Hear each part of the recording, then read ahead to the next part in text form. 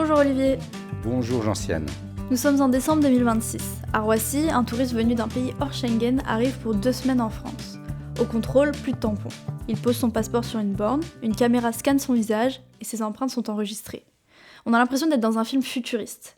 Olivier, qu'est-ce qui est en train de changer exactement aux frontières de l'Union européenne ? Ce que tu décris, Gentiane, n'est pas de la science-fiction, c'est une réforme bien réelle adoptée par l'Union européenne, le paquet Frontières intelligentes.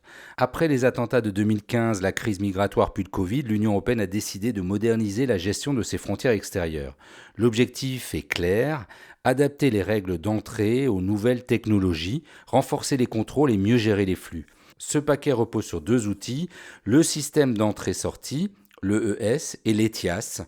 Mais il faut faire attention, ces dispositifs concernent uniquement les voyageurs non européens qui viennent pour un court séjour, moins de 90 jours, sur une période de 180 jours. Donc les citoyens européens ne sont pas directement concernés.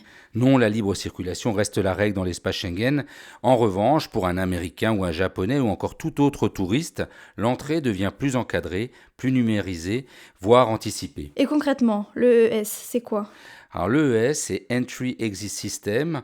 Ce système va remplacer le tampon dans le passeport. Chaque entrée et sortie de l'espace Schengen sera enregistrée. Les données du passeport, la date et le lieu de passage, une photo du visage et les empreintes digitales. On passe d'un simple contrôle visuel à une base de données biométriques européenne interconnectée. C'est donc un outil de sécurité, mais aussi de traçabilité ?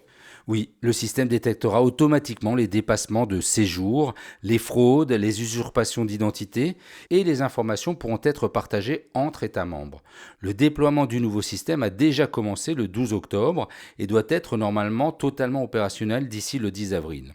Mais plusieurs aéroports européens, notamment français, ont déjà alerté qu'ils craignent des files d'attente très longues qui pourraient dépasser les 4 heures durant la période estivale. Et l'ETIAS, c'est quoi ? Alors, si l'EES intervient au passage de la frontière, l'ETIAS agit en amont, avant même de partir.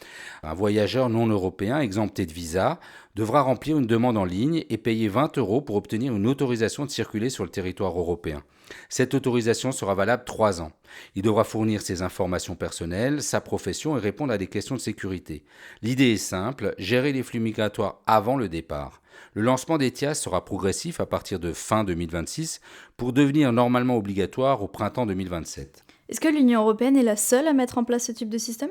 Non, pas du tout. Le Royaume-Uni a déjà mis en place son ETA et les États-Unis utilisent depuis bien longtemps l'ESTA pour les Européens. Et aujourd'hui, aux États-Unis, il est même question des réseaux sociaux dans le cadre de l'ESTA. Oui, fin 2025, une proposition évoquait l'obligation de fournir les identifiants de réseaux sociaux utilisés les 5 dernières années dans le cadre d'un décret lié à la sécurité nationale sous l'administration Trump. Pour l'instant, rien n'est entré en vigueur, mais si cela devait être appliqué, les Européens devraient eux aussi transmettre davantage de données.